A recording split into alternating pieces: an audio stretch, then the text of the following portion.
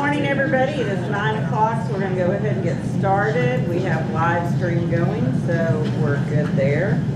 As is our custom, I'm going to go ahead and read our mission statement, and that is that the Texas State Board of Pharmacy, as a leader in protecting the public health of the citizens of Texas, shall uphold quality standards for licensing and facilitate regulation that promotes innovative, multidisciplinary, and collaborative practices and education which produce quality care and positive patient outcomes. So as far as meeting procedures, it's pretty much always the same. We do have the speakers going. I will ask the board to project for the back of the room. I will remind the audience that they can pick up side conversations, so just be aware. There are QR code, or the Wi-Fi is there, so you can use that. And there are some QR codes as far as the agenda. And with that, I will turn it over to Danny for the roll call. Thank you. Bradley Miller. Here. Jenny Yoakum. Here. Rick Fernandez. Here. Donnie Lewis. Here.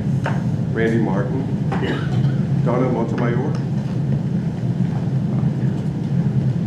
Ian Shaw. Here. Suzette Tijerina. Here. And Rick Tish. Here. All right, thank you, Danny. Just to remind everybody, for continuing education, you do get 3 hours, but you do need to be here for the whole meeting. So the QR codes for CE will go up at the end of the meeting. Just be aware of that. So board members, our first agenda item is the approval of the minutes. We were all sent the minutes of both our training session that we did on November the 4th, as well as our last meeting, which was November the 5th. I'll entertain a motion to approve if there are no changes. Donnie has made a motion to approve. Ian has seconded. All those in favor? Aye. Any opposed? All right, the minutes are approved. And with that, I will go ahead and point out there are no rules to adopt. The rules are still out for review, and our objective or goal is to be able to board meeting. So with no rules to adopt, we're going to go to proposal of rules, and I will turn it over to Mr. Rick. All right, thank you, Madam President. Board members, in the rule PDF that you've been provided, there are bookmarks, links, the lines with edits. And the first one we're going to do is C.1.1. That's Rule 281.2, and that concerns definitions.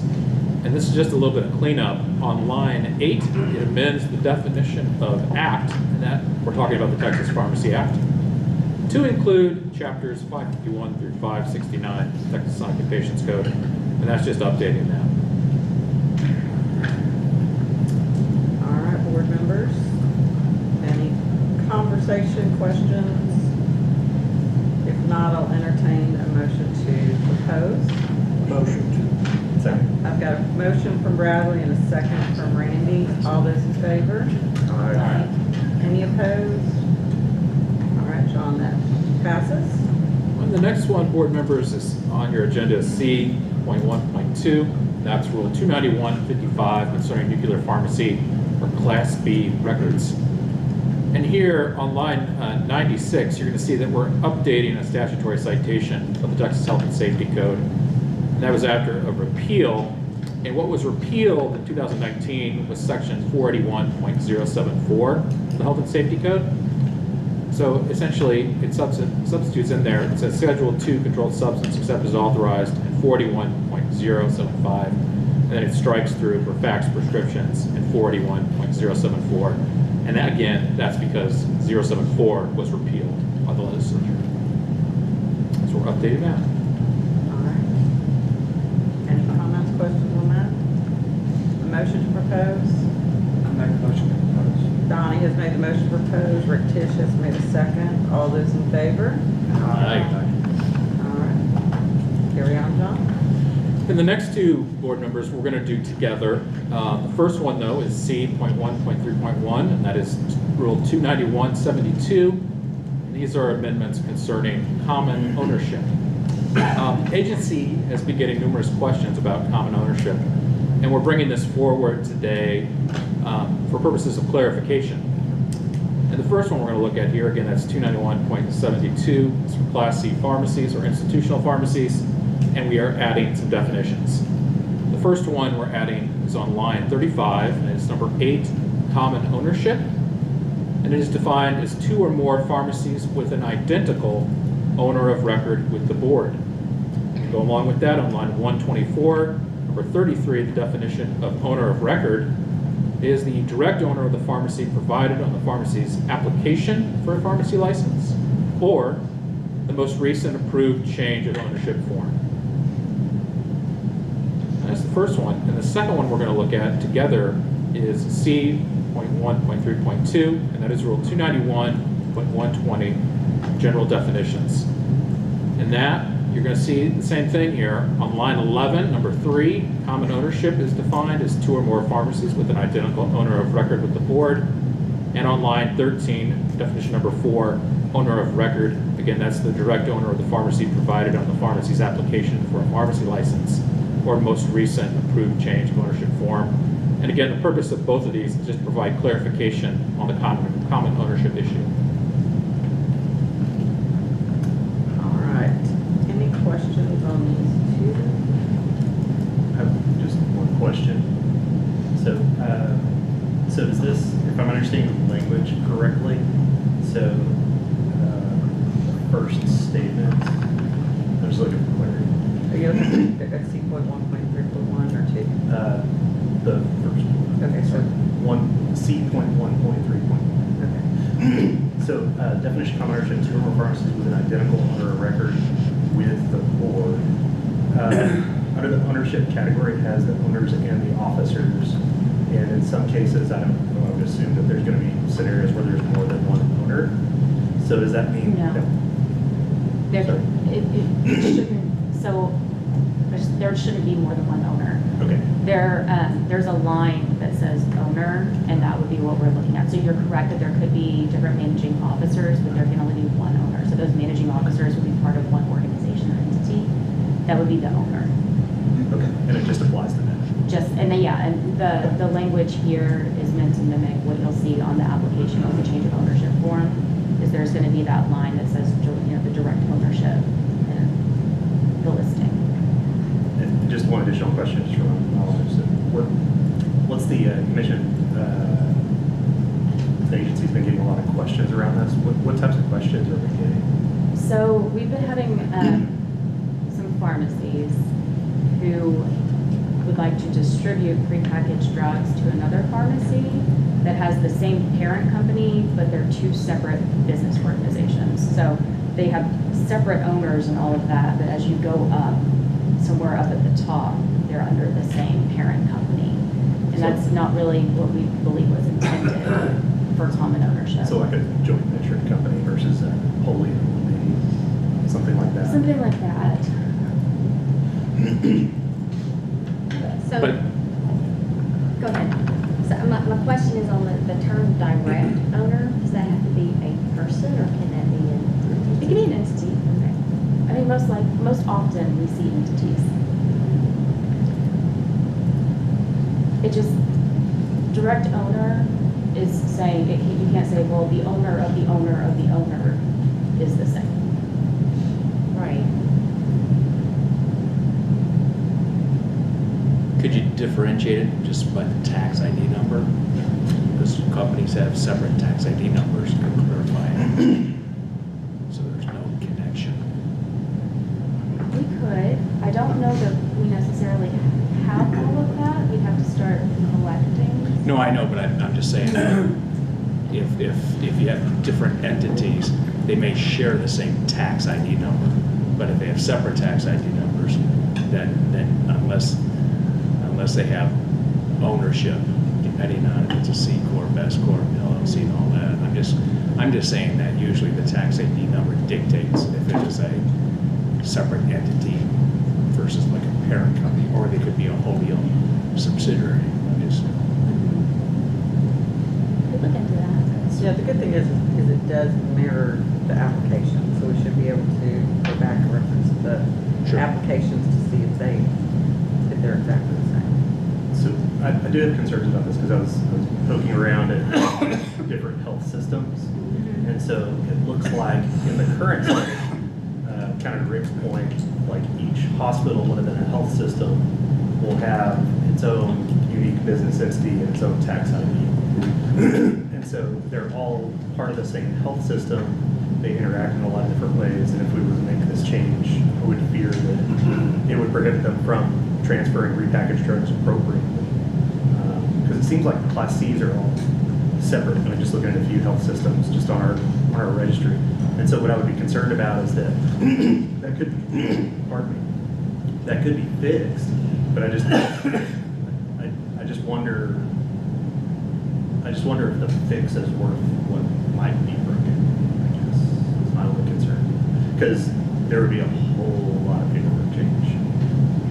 Because people would use their root, tax ID essentially. Well, the good thing is that this would be, if we move forward on it, it is just a proposal.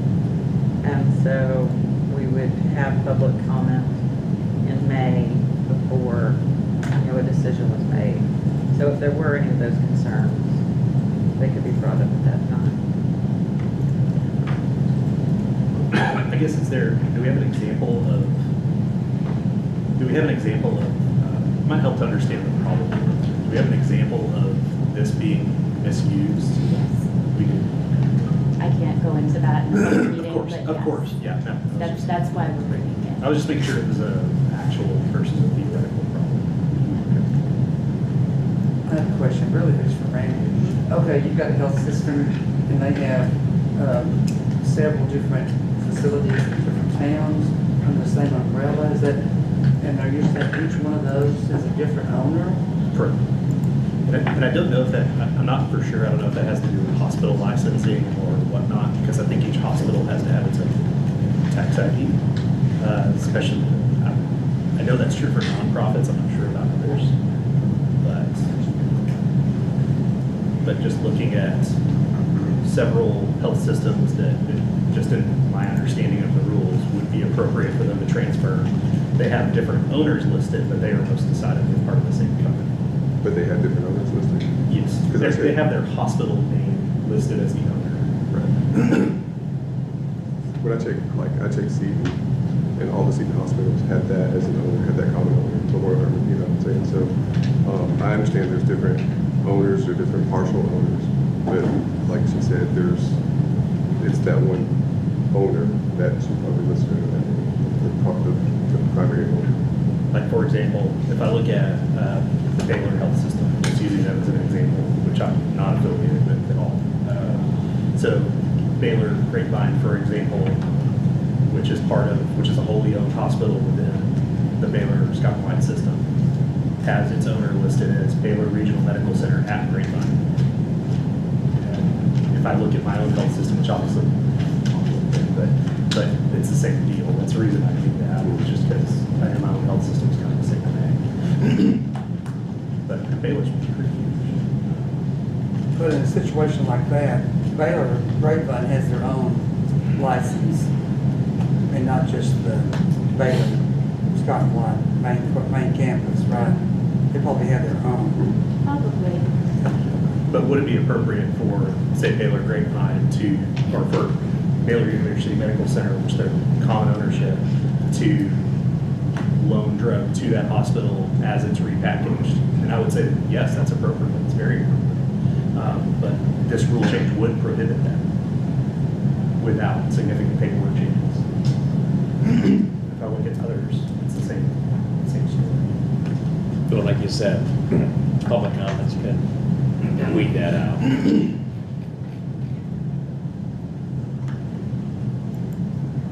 So, what is the pleasure of the board? Do we have a motion to propose?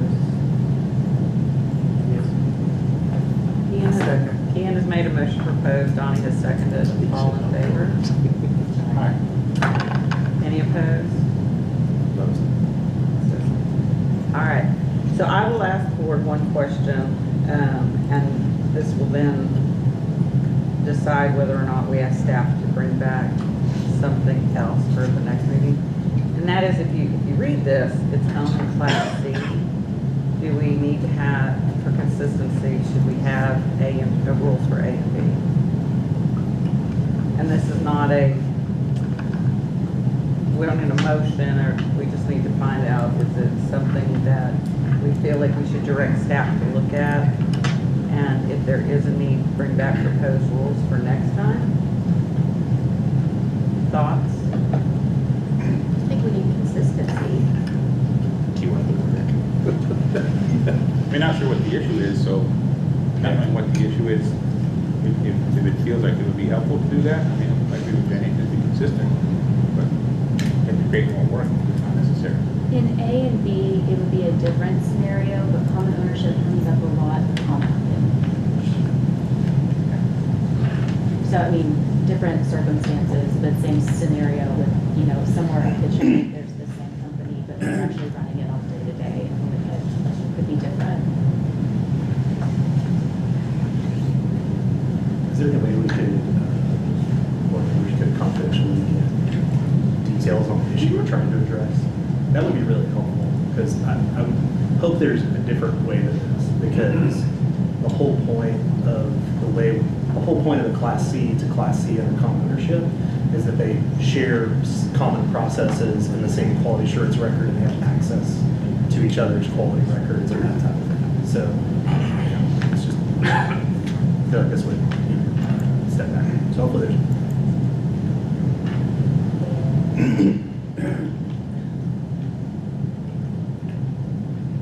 Okay, so the question is A and B. Are there any objections to having staff look to see the need for A and B? No objection.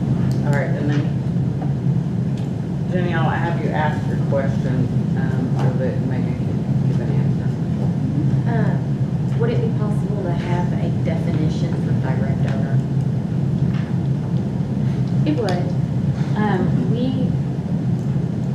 Yes, it would. It could be complicated, which is why we were trying to mimic the application so that it's literally what was on, like who you listed as your direct ownership on the application, who shows up when we verify your license. We were trying to kind of skirt around it because otherwise we're most likely going to have to reference the business code. And I don't know how familiar you are with the business code, but it is extensive. But we can.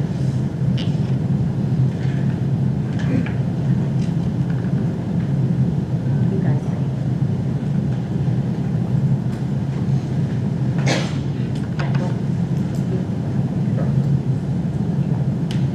All right, so we will direct staff then to look at A and B for need, and possibly bring back language for a proposal for the main meeting. All right, John. All right. Our next one is C.1.4. It is Rule 291-102 concerning non-resident pharmacies or Class E definitions. And just like we did a few minutes ago, this is a little bit of cleanup. And on line 8, you're going to see that it amends the definition of act. Again, that's the Texas Pharmacy Act, to include chapters 551 through 569 of the Texas Occupations Code. And this is just a little cleanup, a little update, get it up to speed. Any comments, questions? Do we have a proposal or a motion to propose? Ian has made a motion to propose. Bradley has made a second. All those in favor? Aye. Any opposed? Motion carried. All right, John. And our last one is C.1.5. That's concerning Rule 315.13 concerning official prescription forms. And you're going to see here on lines 19 through 20, it strikes faxed formed. Faxed official prescription forms will be accounted for in the Texas Controlled Substances Act. And here is that section that we talked about earlier that was repealed in 2019. It's a specific subsection. It's 481.0740, and that was repealed. Because of that, we need to update this, little cleanup. All right, and we did have someone that wanted to have comment on this. I would invite Janine Philip forward.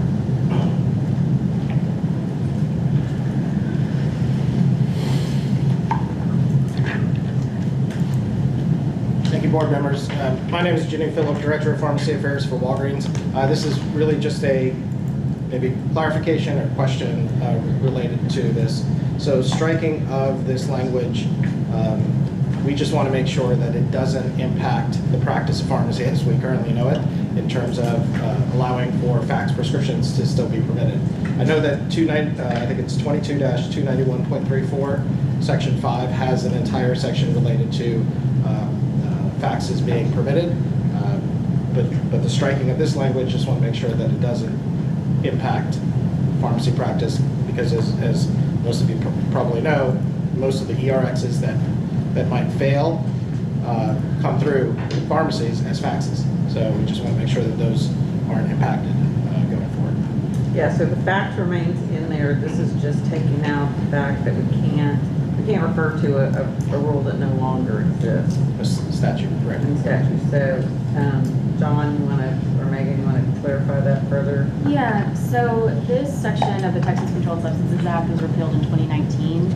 So everything that's referenced here hasn't existed for almost 6 years now. So it doesn't change the practice of pharmacy, it's just a cleanup. Yep, that's all I wanted to say. All right, thank you. All right, board. What is your pleasure on this? So I've got a motion to propose from Ian.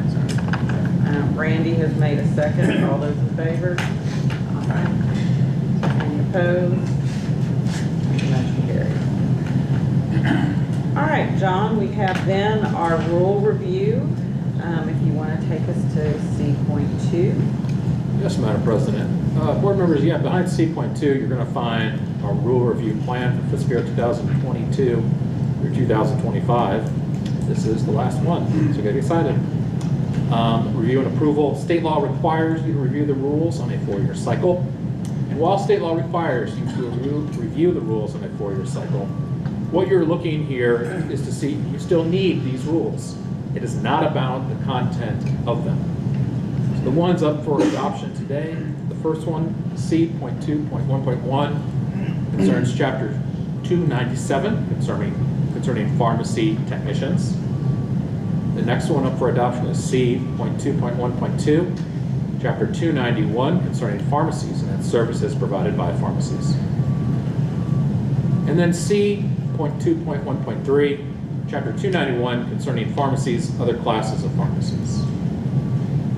Thank you, John. We did have someone that wished to speak. Mr. Edgar Gonzalez, from Impaired. Would you like to speak as to why we do not need this rule? Keeping in mind that you can't discuss the rule, just whether or not we need it. I'm actually Frank Cradfield, Director of Pharmacy Operations. I couldn't make it, so thank you. And I'm sorry, state your name again. Frank Cradfield. Okay. I'm the Director of Pharmacy Operations for Impaired in Houston, Texas. So thank you for our opportunity to speak. Regarding our public comment regarding C.212, which lists in their pharmacy service provided, particularly 2.91.133, the notion regarding pharmacy compounding sterile preparations. Okay, so what we're doing is not reviewing the rule. It's do we need that whole section? Okay. Yes or no? So our main comment is just proposing around the 4-year anniversary date of reviewing the rule, and our comment is asking for a 1 year from the effective date. The reason we ask for that is because of advancements in technology and innovation in compounding, and we feel that a 4-year review of the rule would be too long and stifle the innovation that is out in the compounding industry. So that is the comment we are like going forward. That's particularly regarding batch size and beyond use date. Okay, so are you asking for a revision to the rule review plan? We would like an opportunity to discuss with the board the innovations and technology advances, and our concern is if we wait over 4 years. So I think that's what we would come. So that's the content of Yes, the rule. ma'am. The rule review is just looking to see whether or not we still need rules for sterile compounding pharmacies, yes or no. So it's not looking at the innovations, it's not looking at the content, the batch sizes, anything like that. It's just, Basically, it's to make sure if for some reason all sterile compounding ceased to exist, that we didn't have rules on the book for something that no longer existed. We appreciate the time to come. Thank you so much. Thank you. Is there another timeline? That is a very good question. So, it is really, I mean, I teased John that we should have like confetti because we finished our 4 years. So with our next meeting, we will start the process all over again. And we select which? No, we go through every rule. Yeah, because everything we have on a 4-year cycle. And so, you know, we have the plan that we have now, we finished it, so we're about to start over at the beginning and go through the 4-year cycle again. And you'll remember that in the past, there was a section that was obsolete, and we took it out. So it's a good process to go through. So, all right. Do I have a motion to adopt? I have a motion from Donnie. All those in favor of adopting? All right.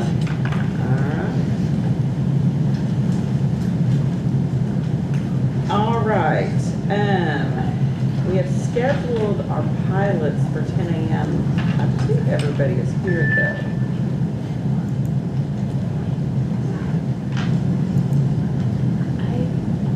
We have our. Would y'all like to go ahead and go now, or do you want to wait till 10 a.m.? No.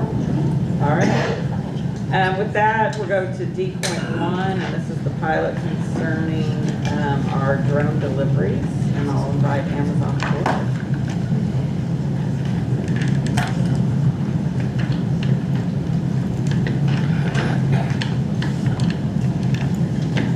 If you'll introduce yourself as always. Good morning, Madam President, members of the board. I'm Ehio Koko. I'm the current pharmacist in charge at the Amazon Pharmacy location in College Station. And I'm joined here by my colleague, Dr. Claire Wolf Vinierek, who leads the healthcare policy for Amazon. We thank the Texas State Board of Pharmacy for the continued support and the opportunity to pilot this innovative service. As detailed in our reports, this new service for Texans has received positive customer feedback and growing public interest. We've also gained valuable insights into how to continuously improve and expand our offering. Amazon Pharmacy and Amazon Prime Air are currently working together to identify future sites for prescription medication delivery via drones across the country, and with the board's continued support and a potential future site here in Texas. To further enhance our drone delivery service at these future launch sites, we are in the process of implementing technology and operational enhancements to increase drone delivery volume. These include changes detailed in our latest report that will expand the number of drone eligible orders. We're committed to using these learnings to increase the number of customers we serve and ensure safe and efficient medication delivery across Texas. To enable Amazon Pharmacy's launch of this improved and expanded service in Texas, we request the board's approval for drone delivery via the establishment of permanent drone delivery rules. Permanent drone delivery rules will provide a clear and stable framework for this innovative service, ensuring patient safety and expanded healthcare access for all Texans. We offer our full support and assistance during this rulemaking process. We believe that the proposed rule language effectively balances patient safety with the flexibility needed for launching innovative delivery methods. As the FAA continues to develop regulatory frameworks for the drones, we anticipate the emergence of diverse drone technologies. The board's forward-thinking rule positions Texas at the forefront of healthcare innovation, ready to adapt to and regulate future advancements in medication delivery. We know we can deliver safely and quickly by drone, and delight our Texas customers. We hope you will enable us to continue to develop this innovative service. Thank you for your time today. Any questions for Amazon? All right, question. you feel during this pilot that you adequately tested for your process? And I'm saying that because I'm not aware of it being like heavy volume, with testing, but do you feel like you're comfortable with the process and was able to get tested during the, I think, 18 months? Is that long? Any concerns, or should we be concerned about that? No, we feel like we've tested adequately. We've learned a lot in terms of the technology that we've used. But we are confident in the drone delivery service. We're helping the customers throughout the state of Texas. I think I would just add that while we may have had fewer deliveries of prescription medication than we had wanted, and we've of course detailed our expected improvements to enhance drone eligible orders in our January report, we have delivered hundreds of packages through our drones, our non-prescription medication packages, very safely, very efficiently, and without incident. So a lot of our learnings, of course, have informed both processes, the delivery of consumer goods and delivery of prescription medications. We do feel we have meaningful learnings to apply to future customer support. I have one follow-up. Do you feel the demand is going to change now that on a pilot? Because obviously we have very limited numbers of deliveries, I think, and probably fair to say that. Now that if you were to move forward and make permanent rules, is that going to change the volume a lot, or? I don't think we have doubt about the demand, the customer demand. I think we detailed this in our January report. We had some technical challenges in connecting the availability of that drone delivery for the prescription medication to that customer's time and when they ordered it. So I know we have meaningful plans, as we've detailed, to make those technical enhancements so that customers see that eligibility for drone delivery sooner in real time, but we don't have any lack of confidence in customer demand. I guess my concern, we didn't see a lot of activity, and that's why we do a pilot, right? So you can adequately test it. I'm not against the technology per se. I'm just saying that I don't feel like we saw a lot of different things to see, okay, what's good, what's bad, what works, what doesn't work. That was just my comment, that's all. I've got a question, a couple. What are you going to do different to get more business or to evaluate your processes first? And then secondly, what pitfalls have you had that you're addressing? So the pitfalls that we've seen has to do with onboarding customers. And we've learned a lot in making that a seamless process for customers to be able to actually use the service. We did run into, like I said, a lot of technical issues initially, which has since been resolved. As far as seeing an increase in volume, like for example, next time we do it, we definitely have a lot of methods in place to reach out to customers, whether it's advertising, and we think that's definitely going to see an increase in volume moving forward. And the delivery, when you deliver something to a home or I guess a business or however you do it, have you seen issues with that? Is actually delivery like damage or heat or of the medication that you have delivered? No. Like I said, we do recognize that we had a limited volume so far for the duration of the pilot, but for the actual orders that were processed, that were dispensed, we had no issues at all. And how many were there? Total, what was the total number of orders? It was 5 orders. 5 orders in total. All from the same customer, or? No, there were 5 different customers. Well, I think one was a refill, but the others were, that is like, so 4 customers, but a customer elected to put 20. Okay. And you mentioned you had successful hundreds of deliveries, all from this location, or talking drone deliveries throughout Across the our country? primary drone delivery sites of other consumer goods that can be delivered by drone. So one final question. Do you think from your processes that you've implemented thus far, you're going to go into other cities? And do you think you've worked out all the issues with this location? You're going to do it in Dallas or in Houston or wherever? So you think you've got that methodology down, that you know what to do in these other markets? Yes, I think it's fair to say that we've deep dived the challenges in helping customers become aware that their order is eligible for drone delivery and connecting them to that quickly and getting them onboarded seamlessly. And we have a detailed plan, as we shared in our January report, of what we plan to do and when we plan to do that. And so certainly any future drone-enabled pharmacy deliveries would have the benefit of those improvements. Thank you. Of course, thank you. All right, are there any other questions for Amazon? I had a question. So, in the way that the rules are set up for this, is there any opportunity, we weren't able to extend the pilot, but is there opportunity to? Well, why don't you hold that, and we'll Hold answer that that question in a Okay. second. So, any more questions for Amazon?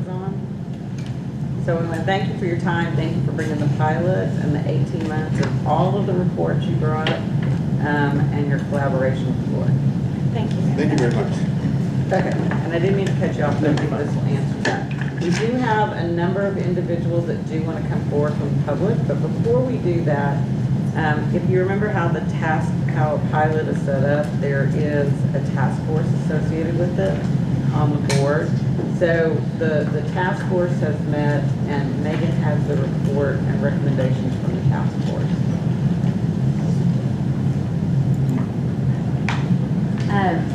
Okay, so in your PDF, you should see one that says Task Force Pilot Project Recommendation. Click on that for me. The task force met on January 16th, 2025. The task force is very similar to the one at the beginning of this.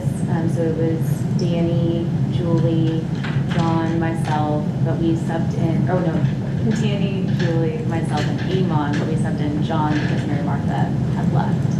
And so we came up with these recommendations after reviewing Amazon's final report and everything that had been discussed here at these meetings.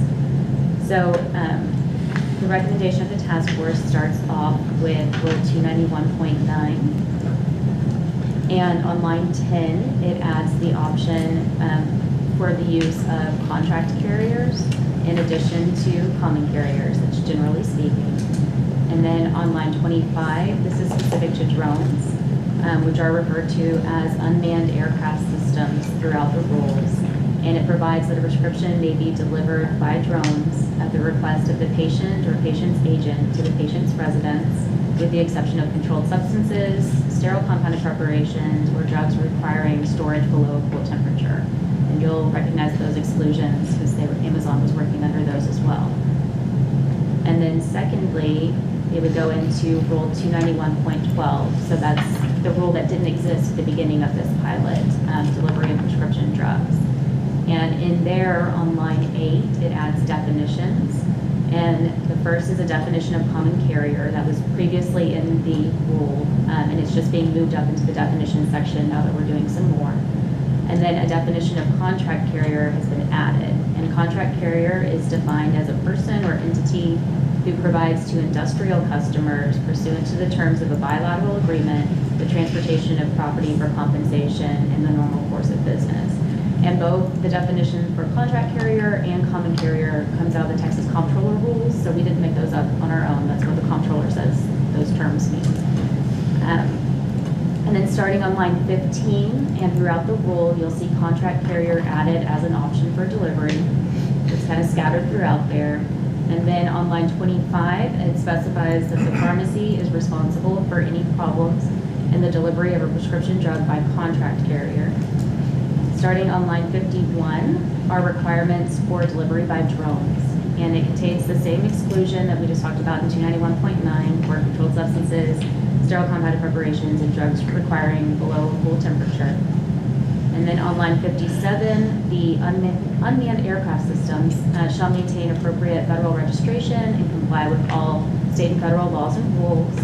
The pharmacy shall ensure that all prescriptions are delivered in accordance with nationally recognized standards, and the pharmacy is responsible for any problems with the delivery of the prescription.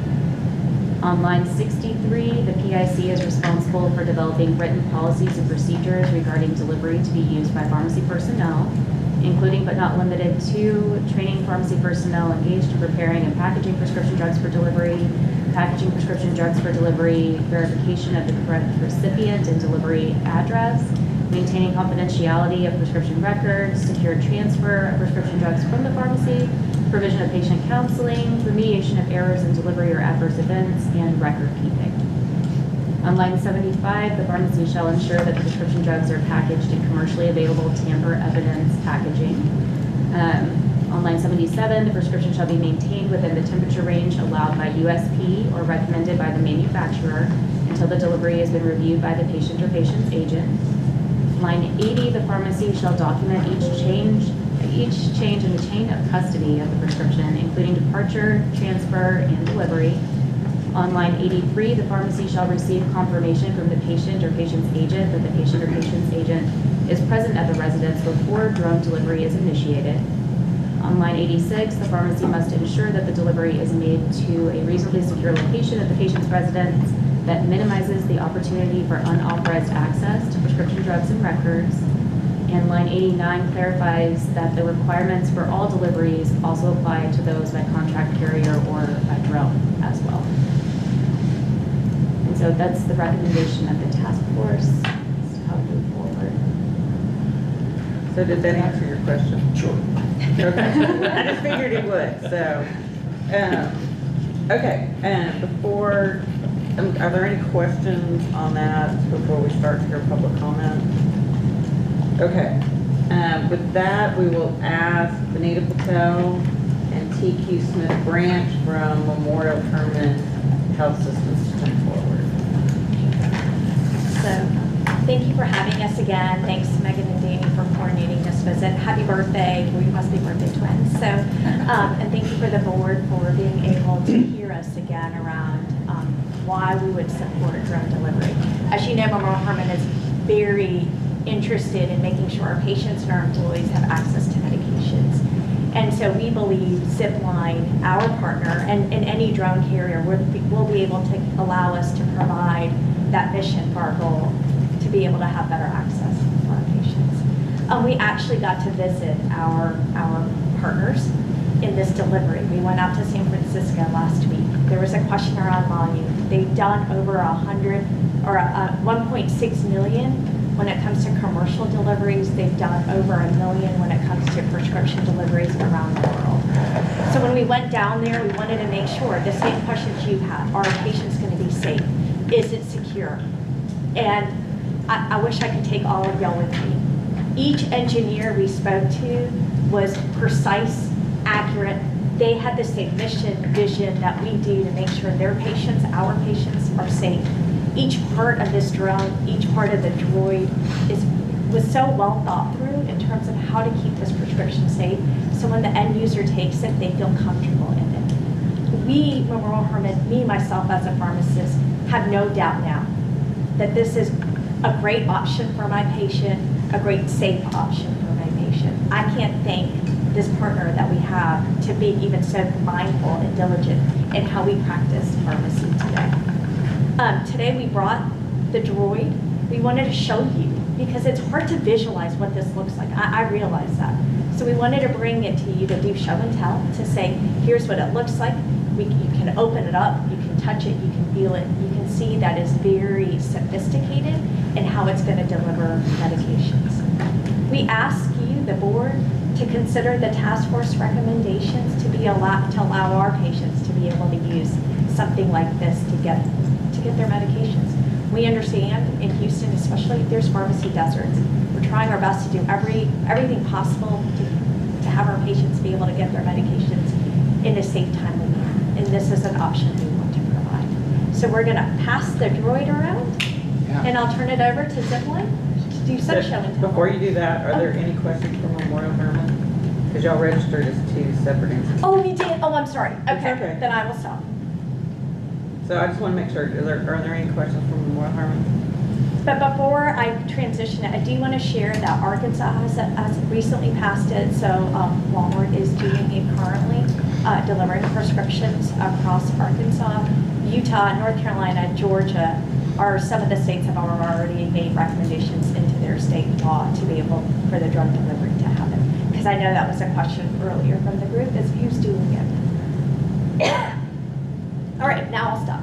Any questions for Memorial Herman? All right. I'm gonna pass it then to Zipline. I'm Keval Patel, General Counsel of Zipline. Just wanted to again applaud and thank the board for continuing to, kind of push forward progressive rules that will, really benefit Texans. I've had the privilege of working at Zipline for over 6 years and have watched us do almost 1.3 million commercial deliveries across the globe. As Benita mentioned, we've done over 950,000 pharmaceutical deliveries. Of those, 240,000 are cold chain deliveries. We're extremely excited about our next generation drone platform, what we call it Platform 2. We circulated some frequently asked questions for you all, and just we want to be able to show you all what this looks like and how we've really designed safety and security into the platform, and to really ensure that our patients and our customers are getting the magical delivery experience that they deserve. And so the first thing I would really emphasize is that Zipline really does not change how the pharmacy operates. We operate under the same exact standards that a courier would operate under. There's no change in packaging. So this is basically the droid. It's essentially a little robot inside of the aircraft. We designed it so that the aircraft is hovering 300 feet over the delivery location. We do that so you can't hear it. You can barely see it. It looks like a bird, and this thing drops down on a winch, and it has sensors on the bottom to track and see if it can make the delivery in a safe location. The patient is actually able on their mobile application to note where exactly in their backyard or their front yard they want the delivery to come down.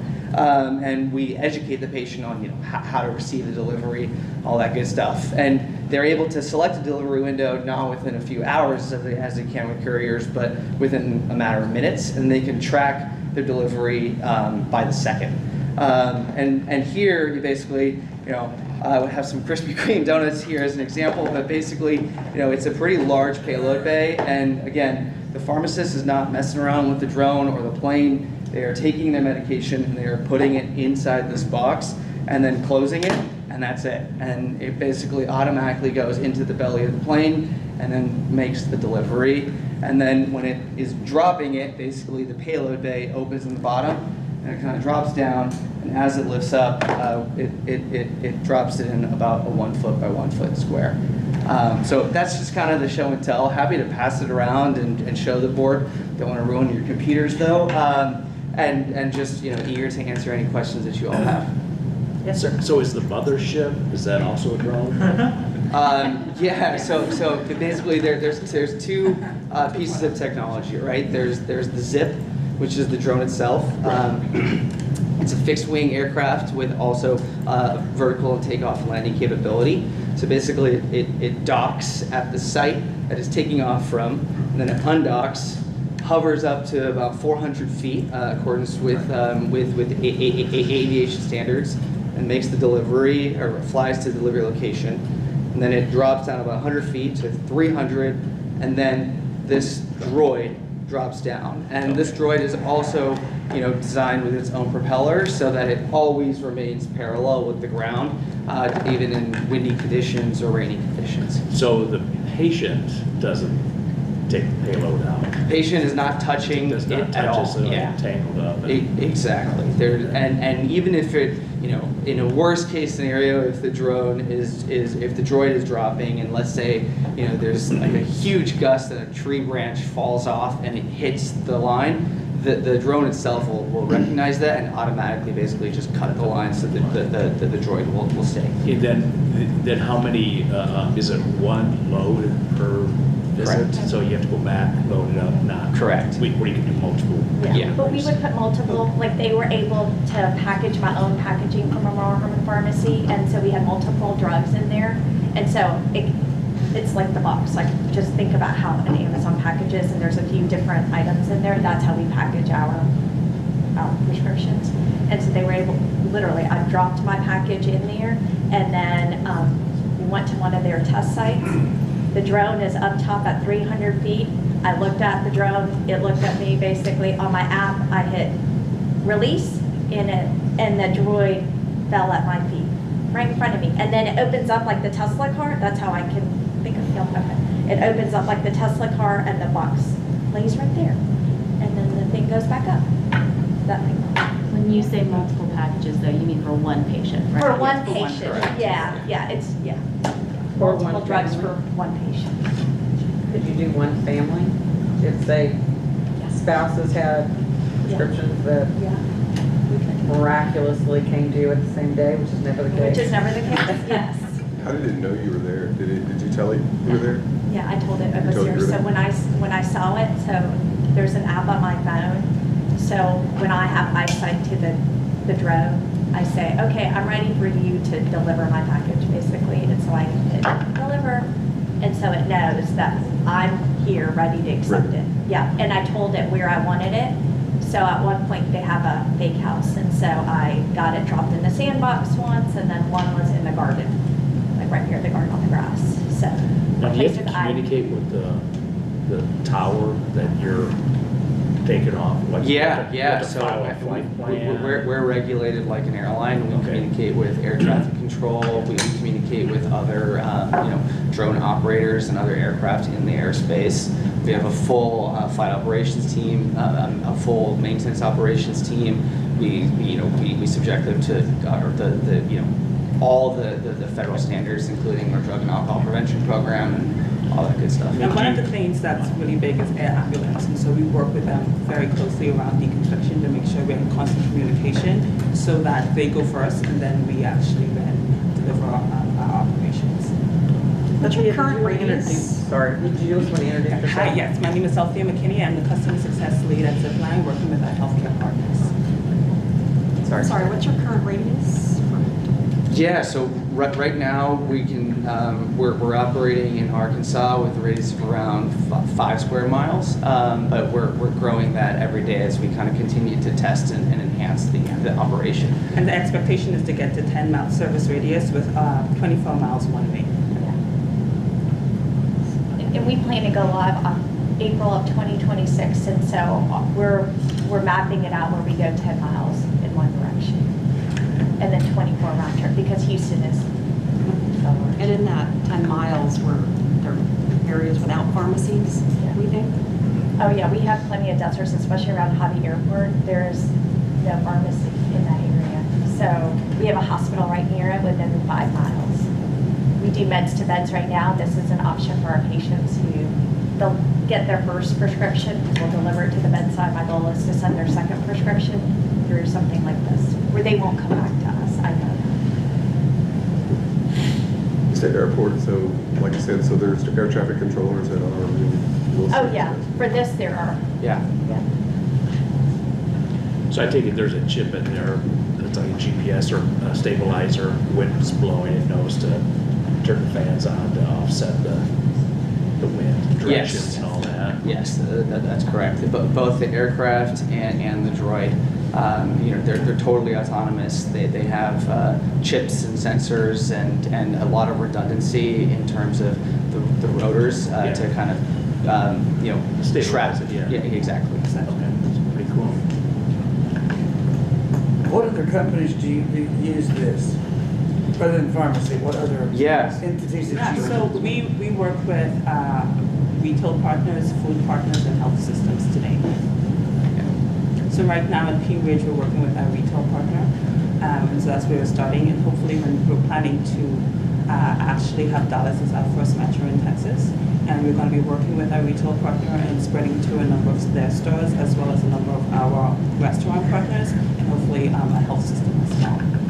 They were able to demo a Starbucks cup being delivered, and where, the lid is not always so great on the Starbucks cup, but the Starbucks cup did not leak at all. The droid was able to nicely land it in its crate and with no spillage. I was pretty impressed. Next thing you know, they'll be transporting hearts. Well, that's kind of our goal. I think as we get We need a heart. right. I mean, we're the only in the Southeast. We're the only live flight. And so our goal is to transport medications, especially like motor vehicle accidents where you need medication quick. And organs as well. And organs and, right, I mean, Okay, that's I was the just kinda vision of my joking, CEO. No, that's why he actually wants us to continue to move forward. That's how, his vision is to really help patients at the time of need and not have to wait. And it's not necessarily organs, but in Rwanda, we do 75% of the entire country's blood supply. So we you know, in Africa, we have a little bit of a different business model where we do a lot of the pharmacy fulfillment and then also the flight operations. So we store and centralize, you know, a lot of cold chain products like blood, plasma, platelets, and vaccines, and we do a lot of, you know, life-saving deliveries there every day in Rwanda, Ghana, Cote d'Ivoire, Kenya, and Nigeria. And we started in 2016 with our first generation drones. So from the very beginning, we had to be thinking about how to deliver these type of goods. I mean, RiaPro is a perfect example, right? RiaPro, how quickly can you get it to the patient? Like that's where this would be of most utility aside from prescriptions.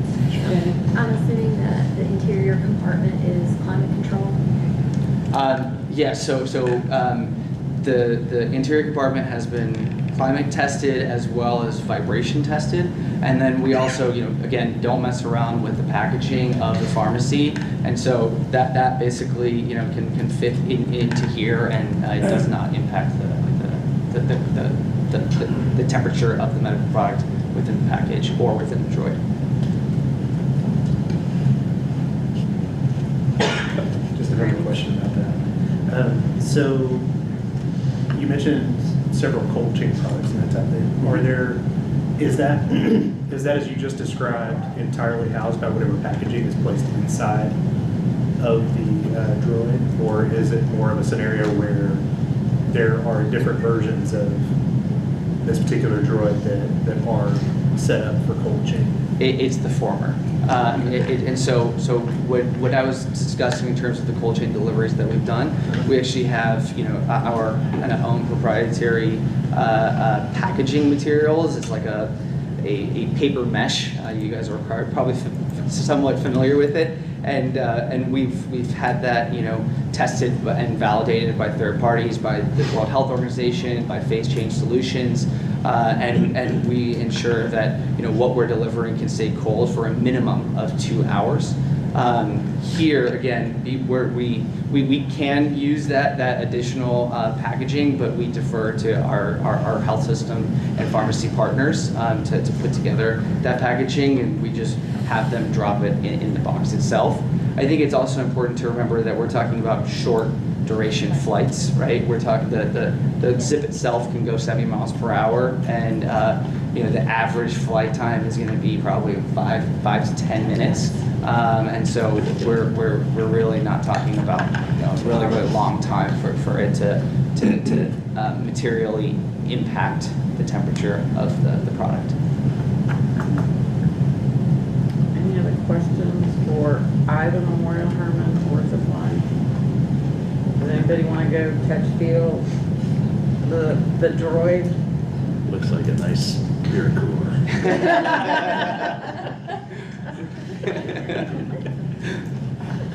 All right, we'll see you that. We will thank you all for Thank you very much. and for bringing the droid. And at this time, I would ask for Shelley Tustin and Grace Collinson from Walmart to come forward.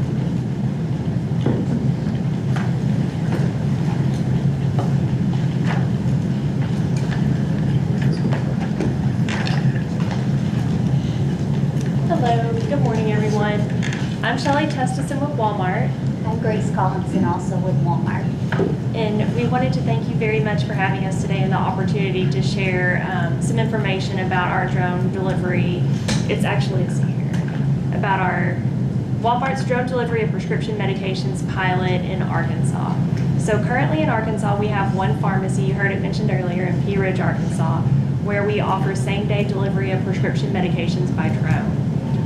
Since June of 2023, we've successfully delivered 216 prescription medications with 0 errors and no patient complaints.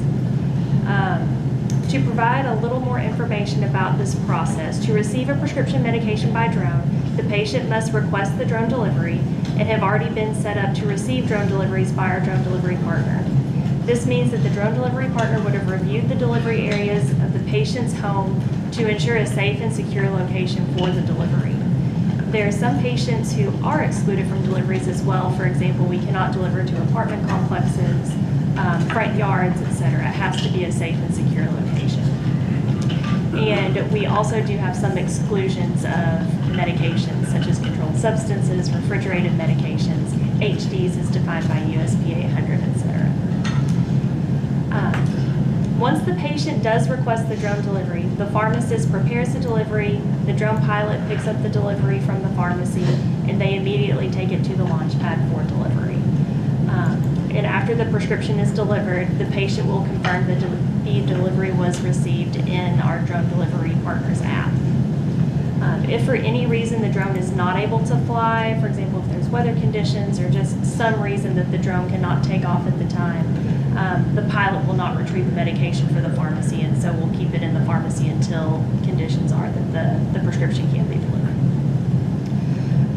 In the presentation which was submitted to the board, you can see comments from Walmart pharmacy staff, patients, and our drone delivery partner providing feedback about our pilot in Arkansas.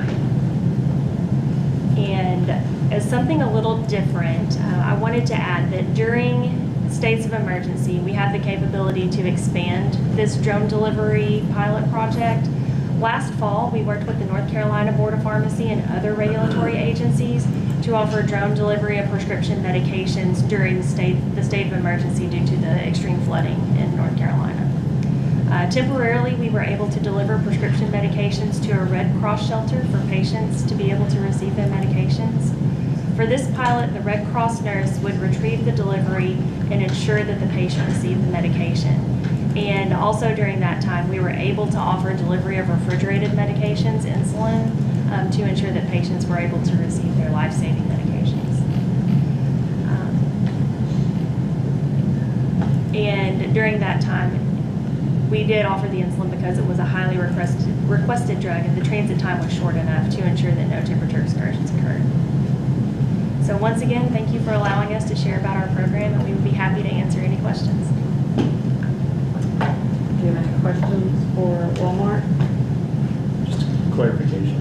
So I think I know our pilot and then the Arkansas pilot both excluded refrigerated medications, but you mentioned insulin. That was in North Carolina, you said? In North Carolina. So during the time there was the extreme flooding that happened in North Carolina, we were able to get temporary approvals during our short pilot that we conducted in North Carolina to provide insulin.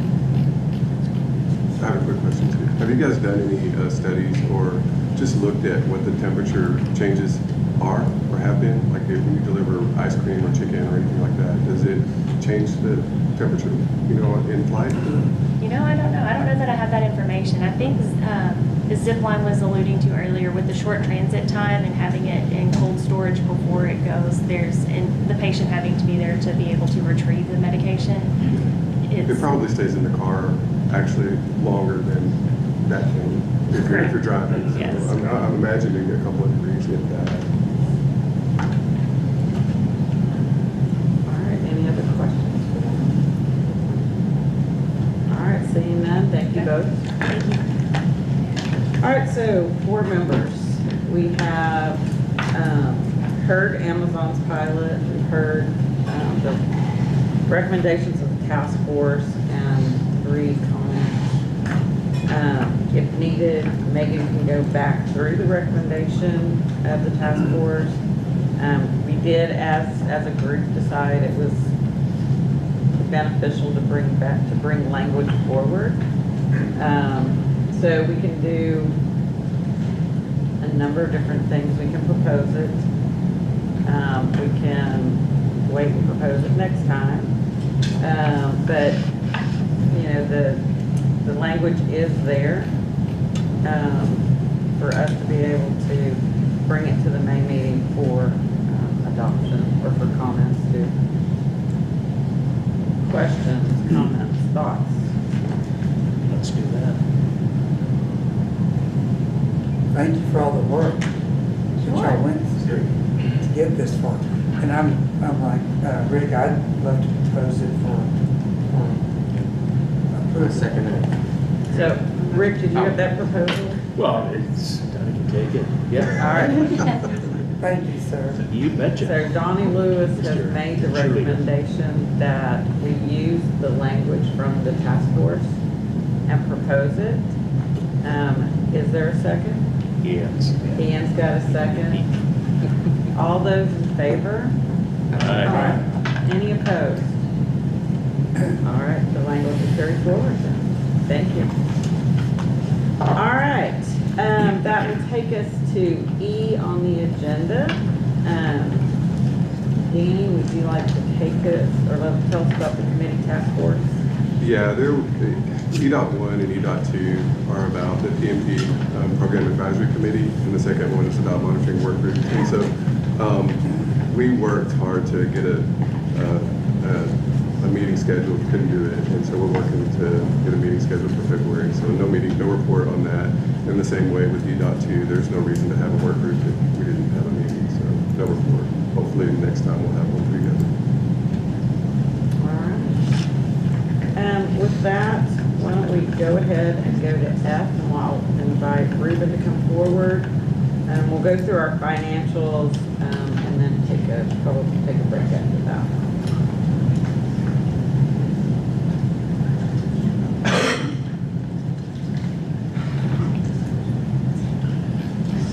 That was a magic trick. Take his glasses off. Where's the glasses?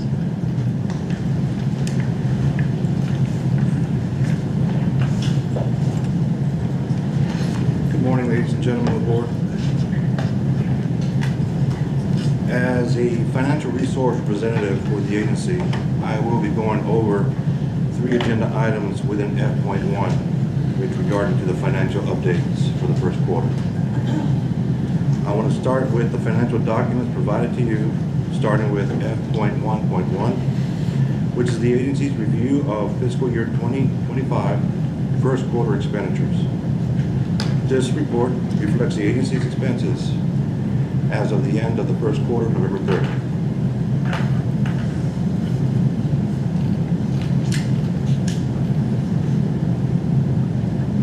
The next item on the agenda is F.1.2.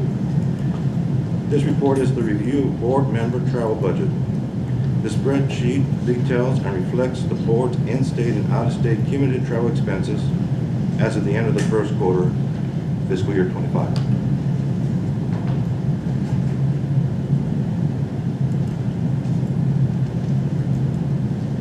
And lastly is agenda item F.1.3. This spreadsheet provided to you reflects one item for consideration of material changes to contracts for goods and services for board review.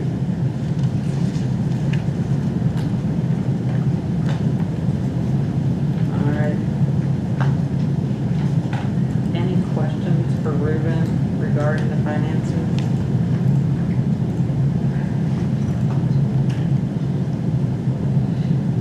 Seeing none, Ruben, I'd like to thank you as always for your very accurate and hard work. Thank you, Madam President. All right. It is now 10:08.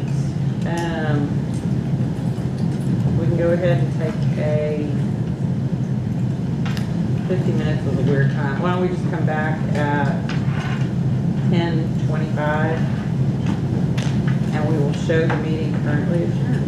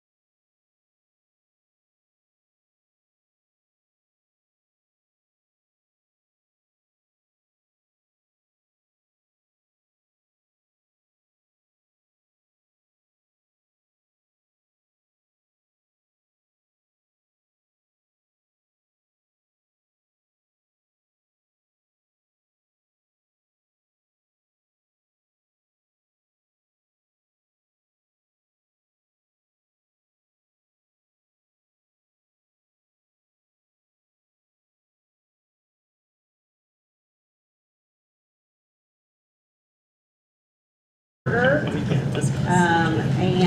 we will go ahead and go to F.2 on our agenda, and we'll have a report from PRN, and I'll have Carolyn come forward as well.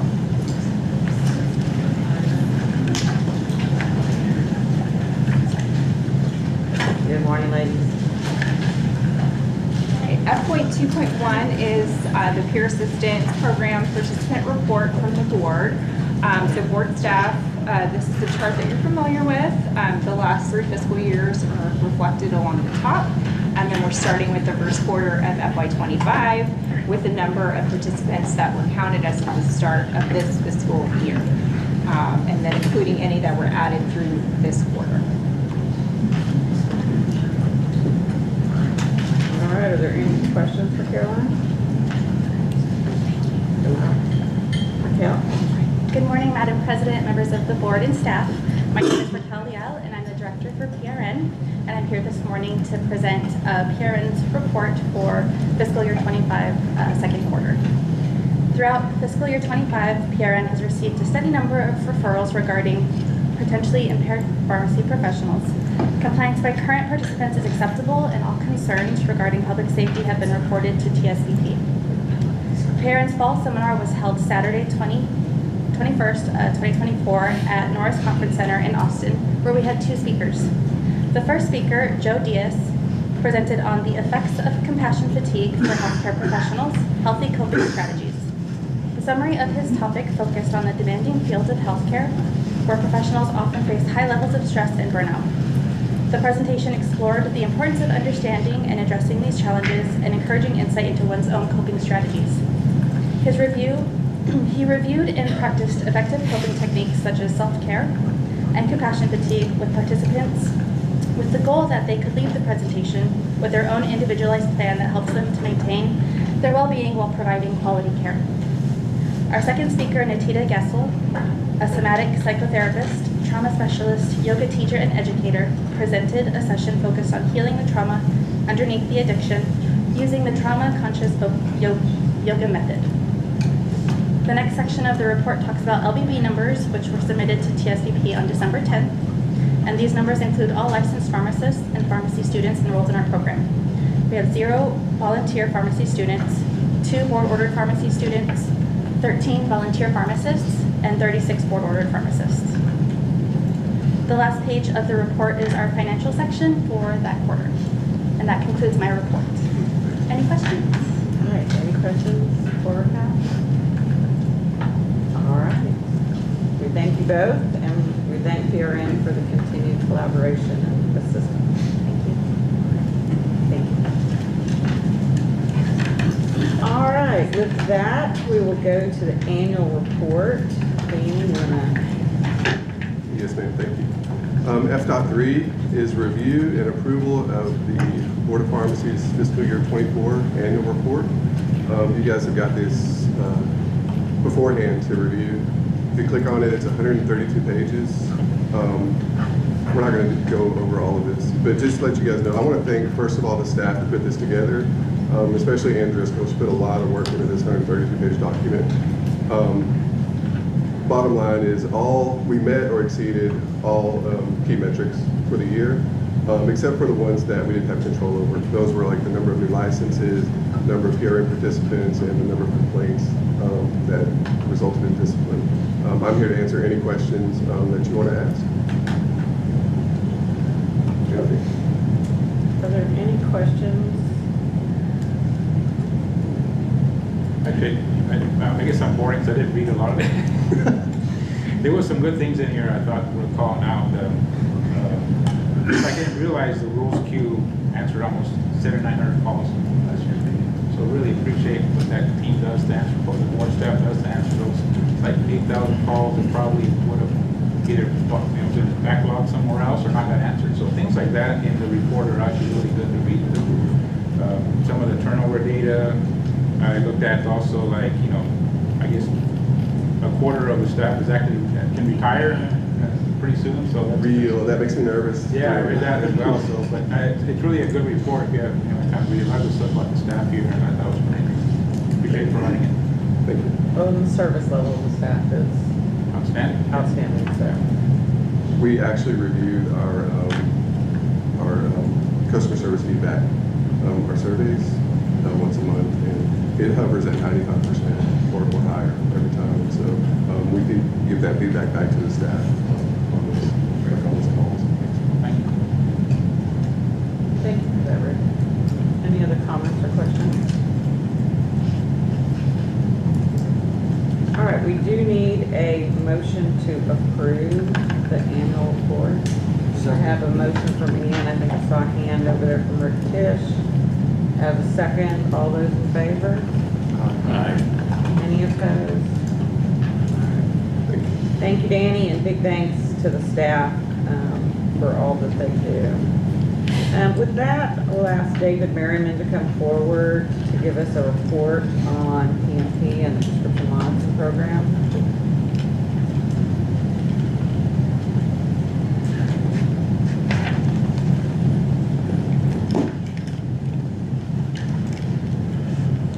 Good morning, Madam President and members of the board. In recent months, we have rolled out 2 program updates aimed at improving the quality of the data that's reported to the PMP. Next, I would like to highlight some of the PMP stats that were collected during the first quarter, or collected from the first quarter of fiscal year 2025. These can be viewed on the summary stat sheet, which can be found on tab F.4. There were a total of 3,756 new registered healthcare users that were granted PMP accounts during this period. By quarter's end, there were a total of 203,497 registered healthcare PMP users, which represents 74.3% of the total number of Texas licensed healthcare professionals that are eligible to have a PMP account. The percentage of eligible pharmacists that are registered with a PMP account increased 1.4% from the previous quarter to 97.9%. The percentage of eligible physicians that are registered with a PMP account increased from the last quarter 1.4% also to 87.8%. As far as searches go, there were a total of 81.7 million searches during this quarter. Of that number, almost half, or to be more precise, 49.2% of these searches were conducted by pharmacists, while physicians conducted 38.4% of the total. Out of that 81.7 million searches conducted, 68.1 million, or 83%, were integrated electronic health record searches rather than manual PMP searches. And finally, the graphic at the bottom, right of the stat sheet, illustrates the states and entities that Texas has data sharing agreements with as of the end of the quarter.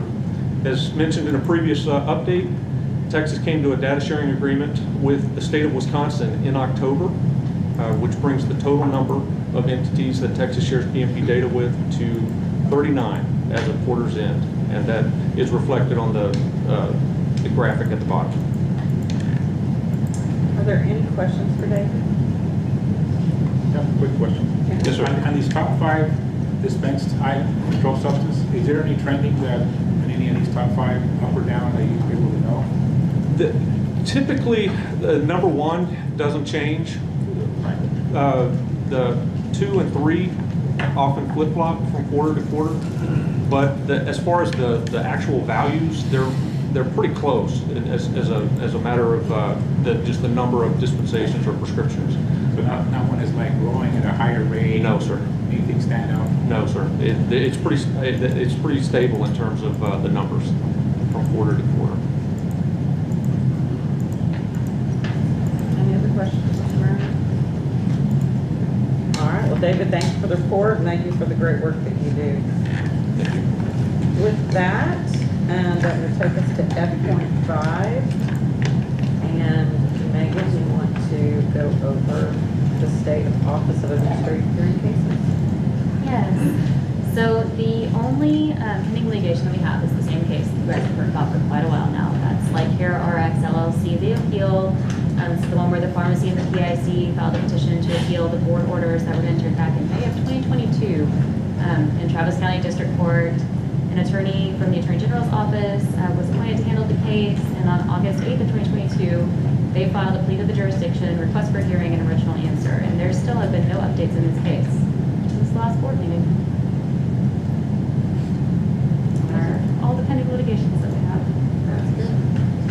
questions for Megan on that? All right, that's going to take us to F.6. And board members, I will call your attention to the fact that TFDS has a petition for a rule change. Specifically looking at ratio rules in central fill processing facilities. We do have two individuals that have asked to speak, and I'll go ahead and call Lauren Paul from CVS forward.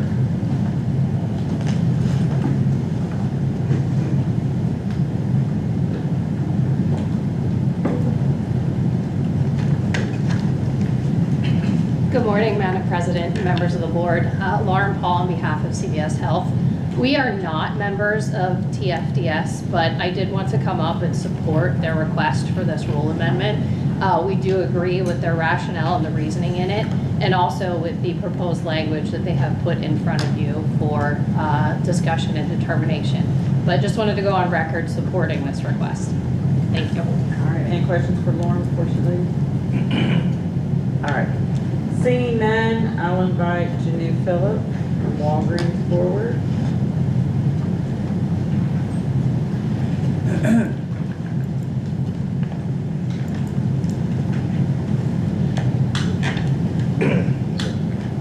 Still morning. Good morning, board members. Janu Phillip, Director of Pharmacy Affairs for Walgreens. I have actually come before you, I think, twice to discuss the same issue. So we are in full support of the recommendation by TFDS, as well as the proposed rule language that board staff has come up with, included in the language.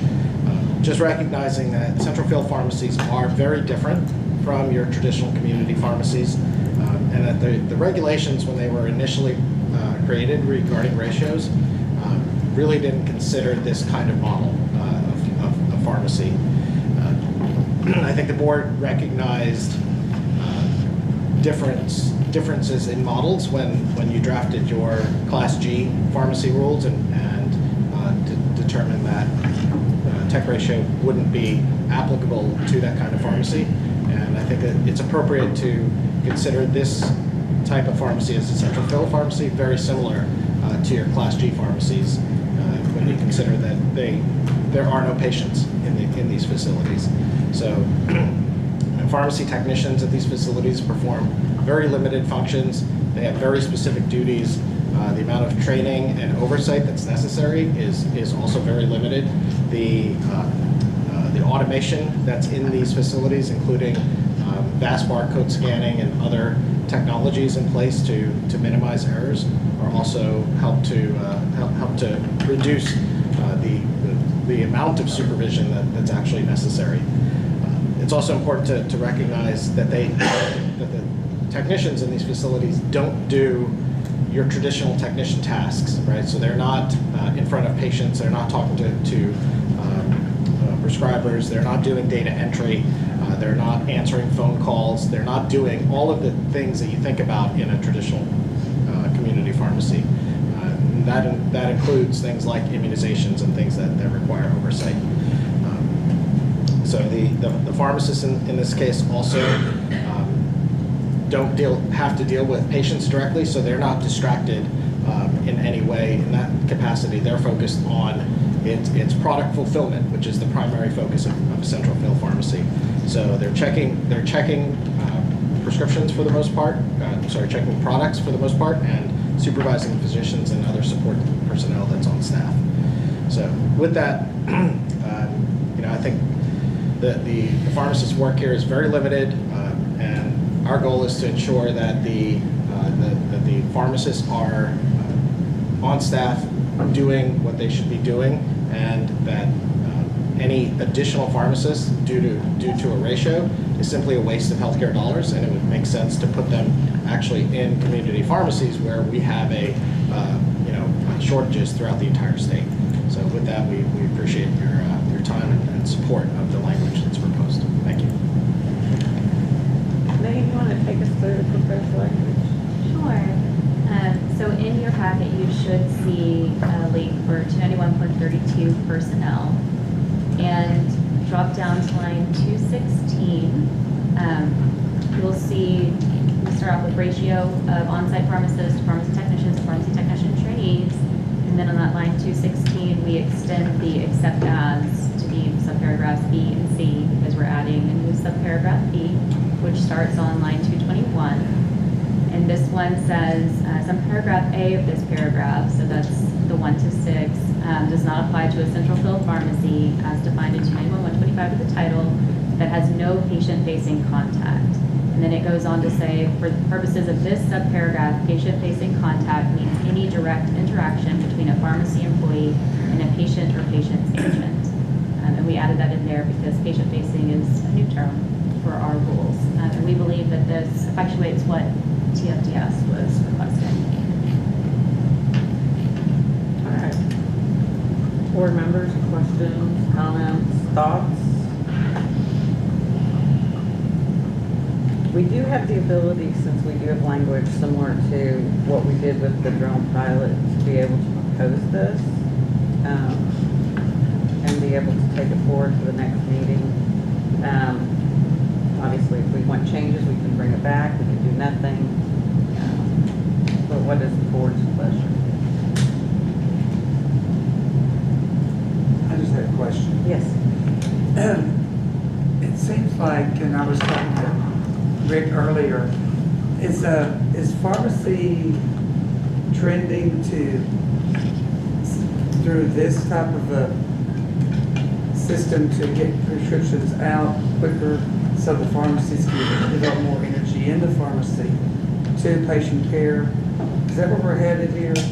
Because in one day I can see that most prescriptions will be at a central fill location and brought to the site, rather than actual prescriptions in a pharmacy. Is that what, Jenny, what do you think? Do you think that's where we're headed? We're there.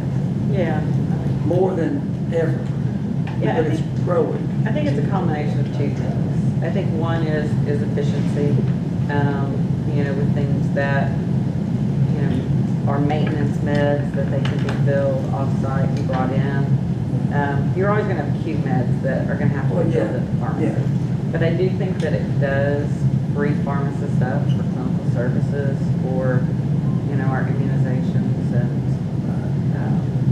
other tasks, and really to have just effective counseling because that's where the face-to-face occurs. To see the issue is independents don't have this access. This is for chains that have central fill operations. A regular pharmacy doesn't have this. There's some independents that have a central fill. Yeah. They do? Yeah. A single store has a central fill? Multiple stores. Okay, yeah. I'm looking at the independent, the one that's Impaired these days. Well, and I would say it's not a current business model out there, but there's nothing to say that a central fill couldn't be developed that then contracted with independents. There's some wholesalers in. Yeah.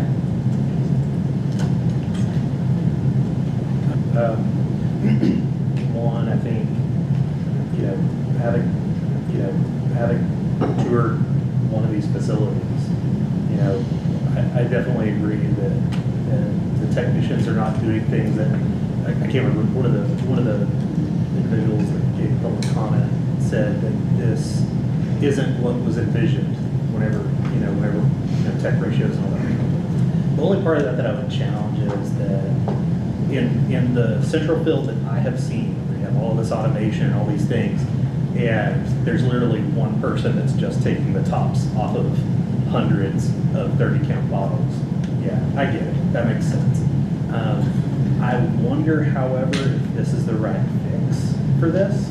I do think it should be addressed. I don't disagree that it should be addressed because I don't think that matches up. But the thing that I worry about is what are the unintended consequences of what we do. And I could see a simple fix like this, it becoming very easy to say, well, this is a central fill pharmacy that doesn't face patients, but they're doing activities that there's less automation, less barcode scanning, and we do want an adequate number of pharmacists to supervise the activities being done by those pharmacy techs. So it sounds like a lot more work. This may be very unpalatable, but my gut reaction comparing what I saw to what I've seen, right, is that those are two different types of pharmacies. Are you saying, you're talking about comparing a Class A, a traditional Class A to a central drug? Correct. I see it as a different class of pharmacy. I know that's a whole lot of work and that's a big gap, but if we're really going to address the issue and make sure that we're regulating strategically and we're not opening a door for potential bad actors, I think that's what we would need to do. That also opens up the potential to, because if we're going to see more, you know, not to overuse an overused term, but if we're going to see more artificial intelligence in our profession, in this profession, I think that that's probably the place that's going to creep up first and at the largest amount. And so having it separate probably makes sense. So I think one of the things to kind of look at, you know, is the fact that the definition makes it very narrow, that you can't have any patient facing. And so I think that keeps it from morphing into something that maybe you're afraid of.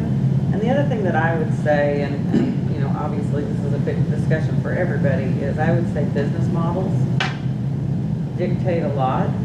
Currently, as a Class C, you have no ratios. And so, but close to 1-to-1. But your business model dictates what you're going to do. So, you know, it's you know, definitely something to consider along those lines. And again, I'm not disputing the ratio. Yeah. My point being that, like I said, you could have 30 of the people taking the tops off the bottles. I don't see that as, I mean, by legal definition, they need to be a pharmacy tech, but is that really what that should be? You know, I'm just proposing a more strategic fix. Thoughts? Well, I would argue this is a strategic fix because it's a quick solution to something that is going to damage patient safety or anything like that. I think it's an efficient solution to try to help the pharmacies free up time for services. So I think creating another carve-out is extremely arduous and would delay the progression of this role of helping out pharmacies today in the near future. So because that creates a whole lot more work having to call another pharmacy, a class together, with task force, there's all kinds of stuff. So I do think this is a strategic way of doing it without compromising patient safety.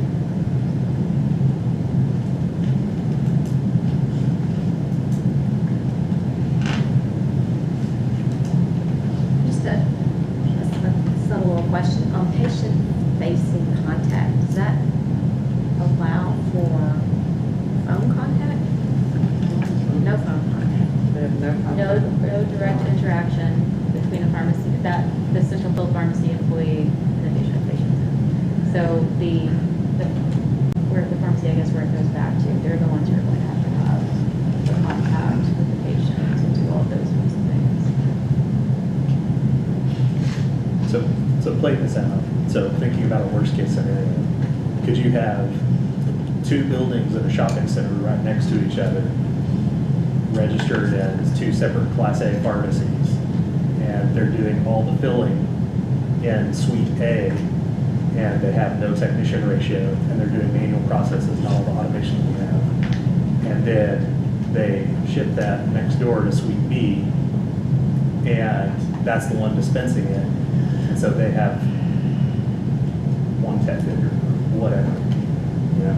If they then once they take that prescription back, they then are the dispensing pharmacy, so they have all the liability and responsibility. So they will have to make sure that they have counsel, that they're delivering to the correct patient. Well, the data entry is correct, all that stuff. So. In theory, it could be next door, you're right. It's possible, but it's not all that's pretty realistic because of central pharmacies.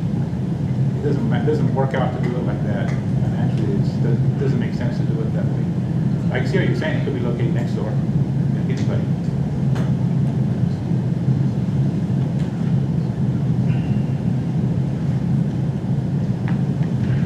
Jill, I'd like to propose that we accept the rules as written here. With the edits that we made here, like 216 and 221. proposal of the motion on the table? Is there a second? Rick Tisch has made a second. All those in favor of taking this proposed? All those opposed? Abstain. So the one abstaining from it. All right, so we will take that to proposed. We then have on the agenda F.7, and this was brought to us by CVS, and it is a request to change our rules as far as not having to notarize signatures as far as our controlled substance audit. And I'll go ahead and ask Lauren Hall from CVS to come forward again. She's serious this time, she got paper. Just in case I needed it. Good morning again, Madam President, members of the board, Lauren Paul on behalf of CVS Health. I appreciate you taking the time today to review this petition for amendment and potentially move forward with amending the language. As we continue as a company to drive and innovate technology, not only in our dispensing processes, but also in our administrative compliance processes, we noticed that Texas was an outlier in a new process that we put forward for controlled substance inventory sheets, where the controlled substance inventory is done by a pharmacist using a handheld device, and then a report can be generated with a digital signature that's completed by the pharmacist. The issue that we have is Texas is the only state that requires that notarization. It's not even a DEA requirement. So now when our pharmacists complete the inventory, they have to print a separate inventory sheet, manually sign it, have it notarized in front of that notary, then bring it back and scan it back into our system, which is additional steps that the pharmacist has to take. And we know that our pharmacists are very busy with patient care activities, they're busy with dispensing, oversight of technicians, et cetera. So we're asking the board to consider removing this from an administrative burden standpoint. And I'm happy to answer any questions that you might have. Any questions for Lauren? So no other state does this? No other state requires notarization. I have a question. It's different. Are your inventories, are they electronic? So they're electronically captured? Correct. Timestamp and all that? Okay. Correct. Makes sense. Yep. Any other questions? All right. Thank you. Lauren. Jenny, if you would come forward again, Jenny Philip from Walgreens.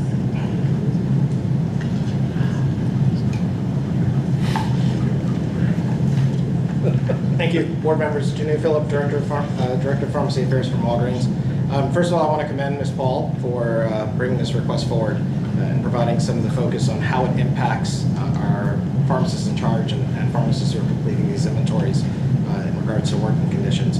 But I'd like to actually address this from a different angle. So when you think about a notary's primary purpose, it's to ensure that they act as an impartial witness to the identity of the person who's signing the document, right? And that they're ensuring that they're willing to sign it, that they're preventing fraud in terms of who's actually signing it.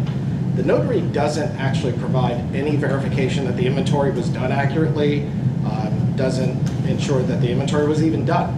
It's just that they're signing a document saying this is the person who's signing the document, right? And across the nation, we have tens of thousands of inventories that are conducted. I'm not aware of any instances where the person who signed the inventory page or did the inventory turned around and said they didn't do it, right? So from a practicality standpoint, we have not seen that as a concern nationally. Primarily, anytime a rule is written, you would think that it should be bound in patient safety aspects. And here, I don't think this has any patient safety aspect at all.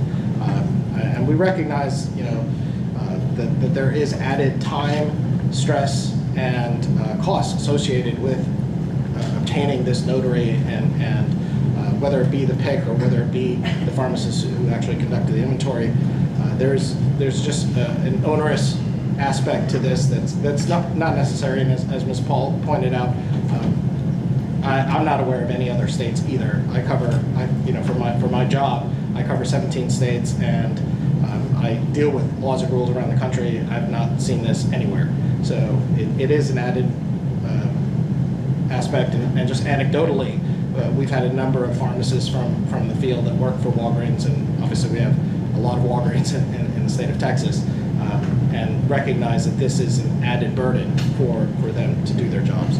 So, when we look at wide, other documents that are notarized, it's usually like real estate transactions, power of attorneys, other legal documents, loan documents, wills, right? I don't think a inventory goes to the level of those kind of documents from a need to appear before a court of law or something where it's contested. So with that, I'll kind of rest my comments there and ask the board to align with Ms. Paul's request and strike those requirements for notaries from those 3 sections in the rule. Thank you. Any questions for me before you leave? All right, thank you. Thank you. All right, board thoughts on this possible change? It seems like a reasonable request, but then again, I'm a consumer. That's why you're here, is That's to right. keep us honest and reasonable and have a different perspective. So we always appreciate our public members. When I look at our law book and I think about administrative burden, in and of itself, this is not a big task to do. What we asked for the pharmacies to do.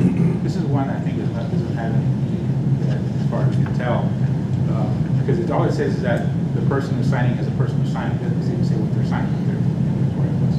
So it's just we add a lot of stuff to the law book. It'd be nice to take something out that doesn't impact patients at all. So I'm not in agreement with what was said here regarding that already here. It's not necessary. So I know from a DEA perspective, which is absolutely correct, not required. They always like the fact that no one can say that they didn't do it. I'll ask the board, because we have no proposed rules, and we're gonna have to take this back to staff, so it's good to discuss it all. So the way that our rules currently stand is that a PIC, who is ultimately responsible, whether they do the inventory or not, has the ability to designate that task. When we look at this, we look at a dual signature so that the PIC can say that yes, they know it was done accurately and they're comfortable with it. Is that a concern? Thoughts? I think, Danny asked a very important question earlier about whether the inventory was managed electronically. And I think that at a minimum, I think we could probably do a lot here, but at a minimum, I feel like we could very much simplify if an electronic inventory is tracked, right? Because someone is assuming it's similar on a community side, that's being confirmed each time.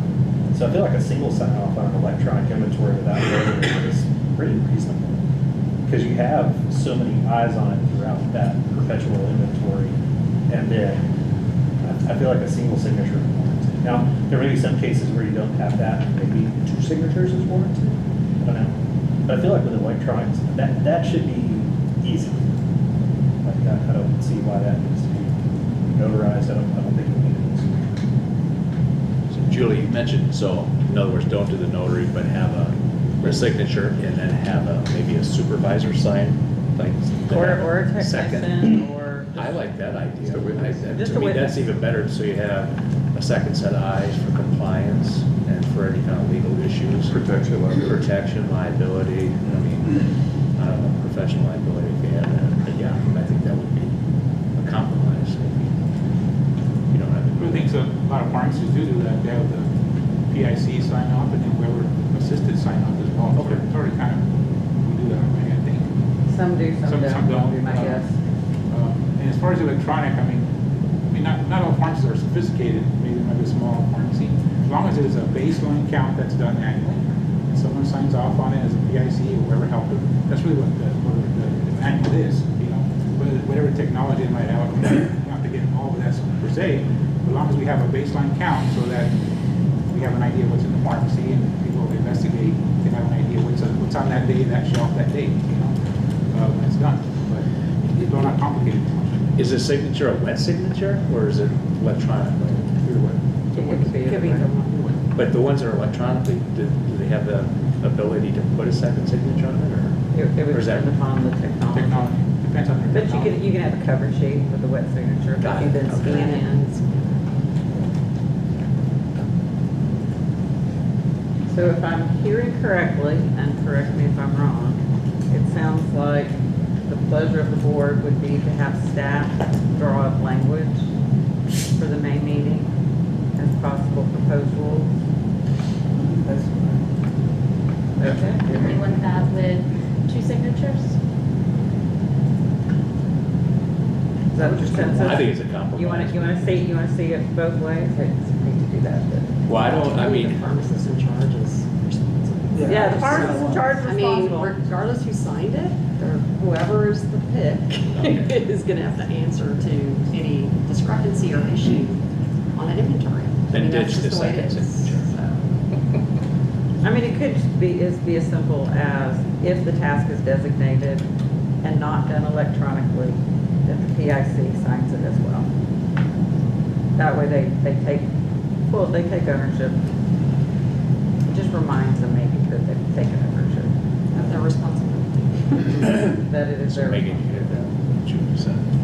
Yes, I take that back. I think you're right. Does that give staff enough It does. information? All right.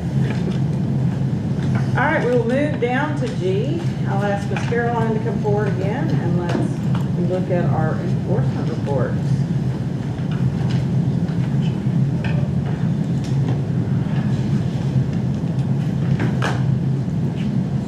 And as she's coming forward, I'm going to go ahead, just looking at the clock, and to kind of let the audience know maybe what we're looking at agenda-wise.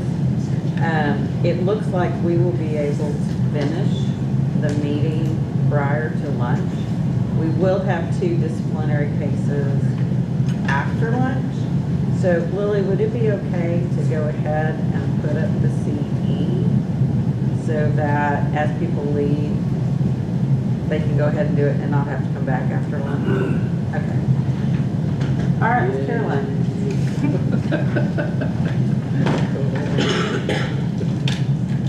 All right, well, G.1 is the chart that you're familiar with. We have started over for FY25, so you're looking at the first quarter, September, October, November numbers.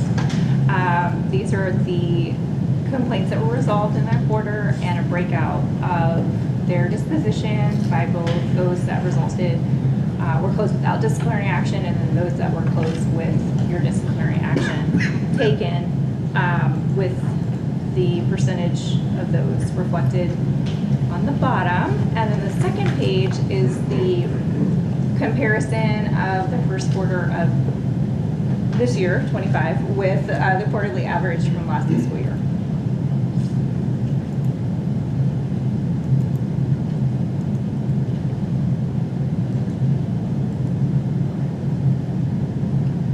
All right, and then when you're ready, you can move on to your open complaints report. So these are the complaints that are open with the board. The top chart is the historical reference for you.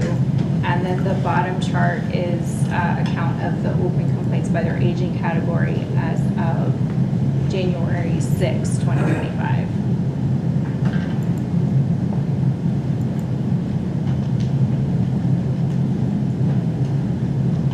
Hey Caroline, what is the difference between the investigate with no action due to insufficient evidence to prove violation occurred and the no action, which was no violation, no jurisdiction, all of that? What would be,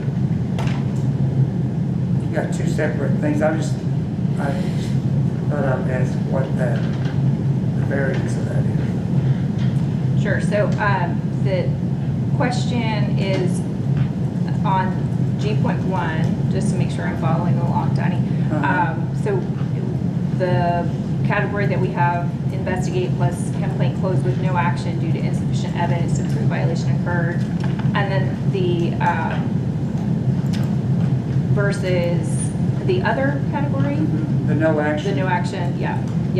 So the investigate with no action due to, so no further action was taken, although there would have been an alleged violation, there is an alleged violation of your rules. Of the first, of the top? Of the first one, right. Okay. So that's a lot of the more minor, for instance, a criminal disposition, that's a Class C misdemeanor or something. We do get information on that. That could be a violation because we do look at whether or not you have any kind of criminal history background, but it doesn't rise to the level of or any kind of action because it doesn't fall into the categories that you guys have set out. So that's a lot of those, or small variances in theft loss. So those are just too minor. They're obviously should have adequate safety in place, but if it's such an insignificant amount, that would result in something without action. Just not enough to show that there was sufficient cause for further action by staff.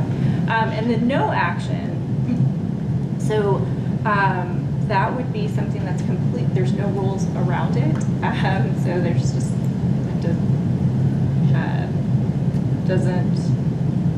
they tell us a lot of interesting things. Could be a customer complaint. Customer complaint. Wouldn't fill my controlled substance prescription. Or my insurance didn't go through. Or it just doesn't, yeah. it just doesn't even, sometimes we don't get enough information to move forward either. Okay, thank you. So a question of curiosity. So what happens if someone is busted by the police? How is it reported back to us? Yeah. I mean, do they report to their employer, then the employer reports to us? I mean, how does that flow? So most of the arresting agencies are subscribed to a database in Texas, and we do get fingerprinting. So whenever there's a booking or an arrest, then that information is reported back to the board through the fingerprinting process that you guys have in place. Okay. Yeah. So then the action is taken from here back to the person. Okay. Now does the employer, are they tipped off during this whole Typically investigation? don't, not until there's disciplinary action. Yeah. When we renew our licenses, there's a question on there. Say that again. When you renew your license. Oh, yeah, but let's say it's before that. Yeah. That's all. I'm just trying to think, could they circumvent their employer and try to handle it? Because the employer would want to know for liability reasons. So I just didn't know how that was all communicated. Thanks. Any other questions for Caroline? All right, well, Caroline, it's great to see the average number of days going back, so we appreciate the hard work from your entire group. Thank you. All right, with that, we are going to skip H.1 and we will go to H.2, 3, and 4. So, Megan? Thank you. H.2 is a report on all of the orders that have been entered by Danny. So these are the ones that you have authorized the executive director to enter. This item does not need a vote and is just for your information. So if you don't have any questions on those, we'll move on to the next part. Hearing none. H.3 are the proposed agreed board orders and default orders, and H.4 are the proposed remedial. These include both orders and remedial plans resulting from informal conferences and those proposed by mail for your previous instructions. You'll notice the orders resulting from an informal conference, and those the chart indicates the board members that were at the informal conference. If you participated in the informal conference, we would automatically recuse you from that vote. So unless you have any questions on these, we would need a motion to approve the proposed agreed board orders and default orders and the proposed remedial plans. So that's items H.3 and H.4. All right, board members, since you have reviewed all these prior to, do we have a motion to approve? I make a motion to approve. We got a motion from Donnie. I saw a hand from Randy for a second. All those in favor? Aye. Any opposed? All right, those have been approved. All right, so I will then ask, going to I, are there any items to be placed that you would like to be placed on the agenda for the May 6th board meeting?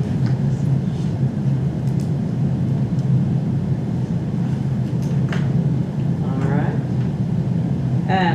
Here's just some upcoming conferences and events. I do want to thank all of you for signing up and doing your informal conferences. It makes us very, very efficient, and it's a very good process. We do have informal conferences on February the 20th. I will say on February the 17th, Danny is going to go to Tech and speak to the students there. On March 4th and 6th, we've got informal conferences again. On March 3rd through the 5th, Donnie is going to go represent the board with University of Texas Tyler's ACPE accreditation. On March the 27th, Danny and I are going to go to U of H and speak to their students there. We do have informal conferences on April the 1st through the 3rd. TSHP has their meeting on April 3rd through the 5th. As always, if you've got time, I encourage members to go and attend. We do have our next board meeting on May the 6th. And I will also remind you that in May we have NABP's annual meeting.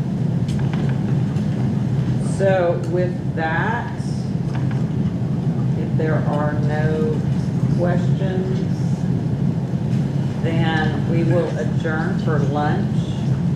We will reconvene at 1 o'clock. And I thank the audience for your participation, your comments, and for being in attendance for the meeting. So we will adjourn then to 1.